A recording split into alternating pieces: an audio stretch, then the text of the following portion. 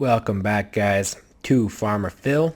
We are bringing back the series. This is the official Farmer Phil revival. Now, in case you guys haven't been with the Farmer Phil for a while, well, basically, we just finished Giants B10. We've been farming it. I've lost quite a bit of friends. A lot of them went inactive, and my guild dropped me because I was gone for like 6 months on this account. Mainly just kind of didn't really have time to play it, but we're going to be trying to play it more now. I've got my old iPhone that I will be farming on it for, and basically the goal of it is to get to TOA normal and finish TOA normal as fast as possible. So I'm going to be dropping as many people as I can on my friends list. If you guys want to go ahead and add me or re-add me, if you guys have Veramos reps, I would highly appreciate it. Now in this episode, we're actually not going to be focusing on Giants B10.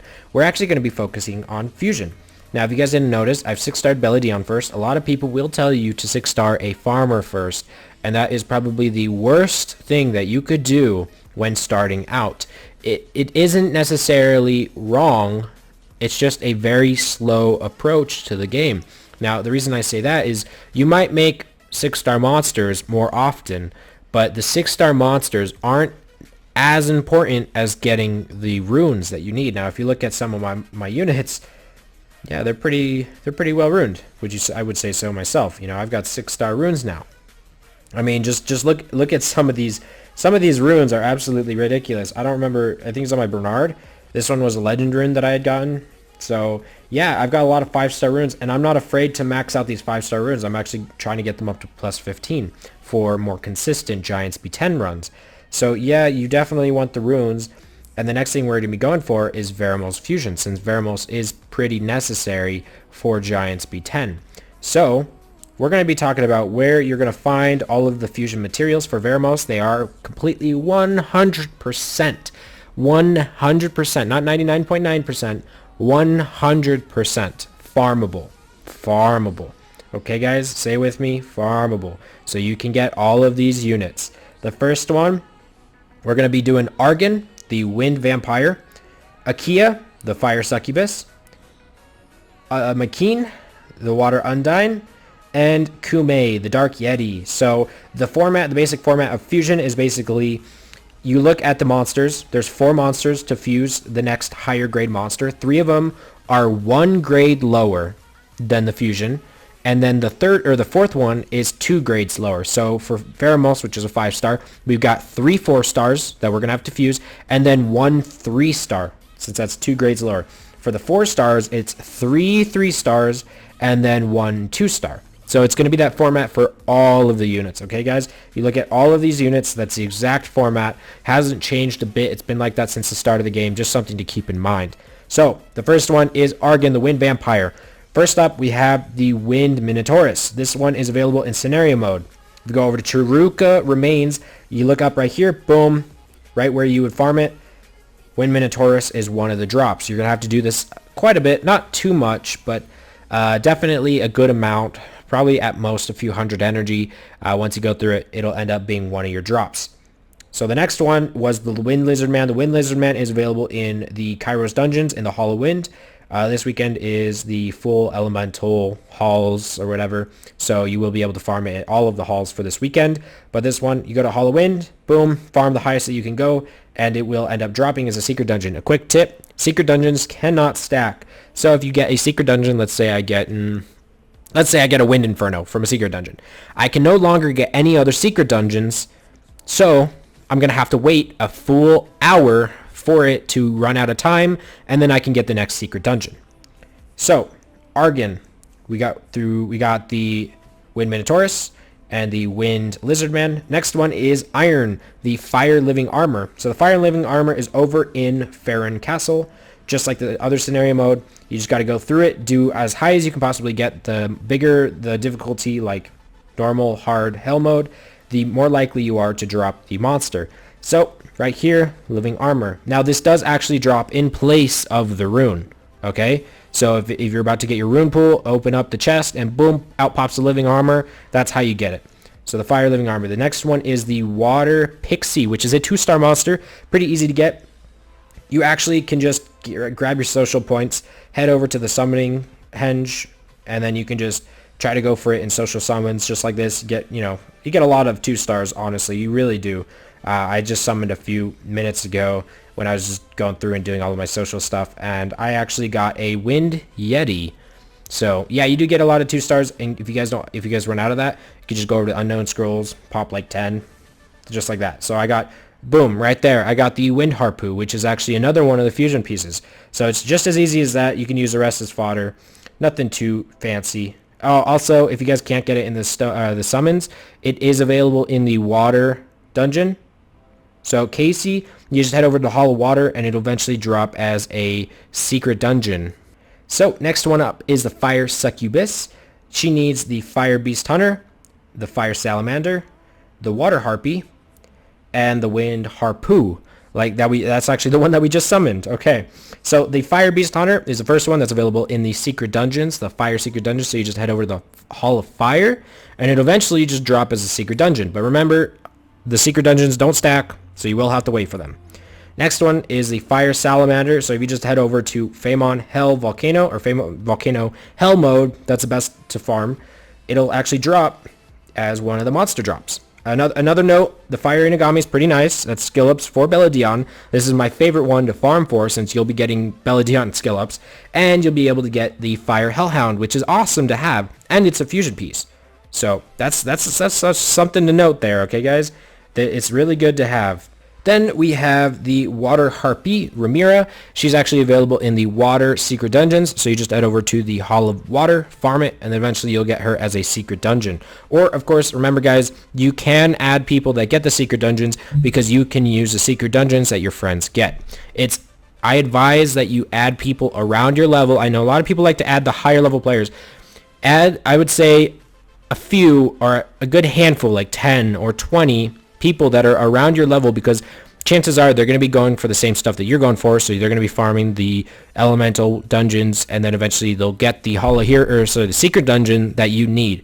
So they'll be farming during light day. They might get the Inagami one, and boom, you already got him as a friend. Yada yada yada. Farm it, done. Again, we already got the Harpoo just right there in summons, just to show you guys it's pretty easy to get them from the Unknown Scrolls and of course the social summons. But in case you can't do that, you can go over to the Hall of Wind, and it drops as a secret dungeon. The last 4-star that you need to fuse for Veramos is the Water Undyne Mycene. First one is the Water Warbear. The Water Warbear is available in the secret dungeons. You just head over to the Hall of Water, boom, pop it, eventually you'll get it, and it's easy as that. Now, of course, this next one is not available in secret dungeons, and it's not available in the scenario mode. So what you got to do, you got to head over to the guild tab right over here. I'm not in a guild. I got kicked from it because I was super inactive, like 6 months. But you head over to the guild shop. You keep on scrolling over, and right here, right there, if you don't already have it summoned or anything like that, you can buy the summoning pieces for it. It requires 40. It comes in batches of 10, which means you need a total of 800 guild points to get this. Now, I find this one to be easier to get than the secret dungeons, mainly because it's like pretty much guaranteed to get. So once you get this guy right here, I would suggest going straight for the Ifrits right afterwards, or go for the Rainbow Mon. The Rainbow Mon are super good to get because it's basically your Evo material for 6 stars. Now, of course, you don't want to focus too much on 6 stars, but 6-star stats are much better than the 5-star stats. So definitely good to get at least Veramos, Belladon, and maybe Bernard or something like that up to 6-star unless you have other better summons. So there you go. That's the Water Grim Reaper. Then we have the Wind Inferno Underreal. So basically, this is actually available in secret dungeons. Again, you just head over to the Hall of Wind, farm it. Eventually, you'll drop a Wind Inferno in the secret dungeons, and then you just get that, and boom, you're done. Of course, guys, all of the 3 stars require 40 pieces to summon to get the for the secret dungeons to drop it. Okay, but for the 2 stars, it's actually 20 pieces, so it's half that amount, which is pretty easy, pretty straightforward. So that brings up the last one, which is Kog'Maw, the Fire Imp. Pretty easy to get within Social Summons and Unknown Scrolls. Again, it's a 2-star, or you can go to the Hall of Fire. Eventually, it'll drop. Super easy to get, 20 pieces. You guys should be done within like 10 or 15 minutes of farming that dungeon. It's really not hard to get that. And then the last one is the Dark Yeti. That one's only available through light and dark scrolls, if you were able to get one from Famon Hell clearing Famon normal or whatever, I would consider that lucky. A lot of people are like, wow, I got a farmable unit from an LD scroll. But if you are a beginner level player, getting like the Dark Yeti on Famon is actually pretty helpful, because now you can go for the Veramos fusion that much sooner. So the Dark Yeti, only available in the Hall of Dark as a secret dungeon. Farm that as soon as you can, because that is like the linchpin to prevent you from getting your Veramos fusion. So those are all of the Veramos fusion pieces. Once you get that, you just awaken all of the fusion pieces, get them up to 5-star max level, and boom, you're good to go. And just to wrap this up, guys, I want to go ahead and just do one more run with my Veramos reps, just to show you guys that, yeah, this does work. I'm still farming Giants B10. I can just hop on here after 6 months. Nothing has changed for the dungeons. So there's really not much else to really explain. And this is how you farm Giants B10 as a noob, as starting out.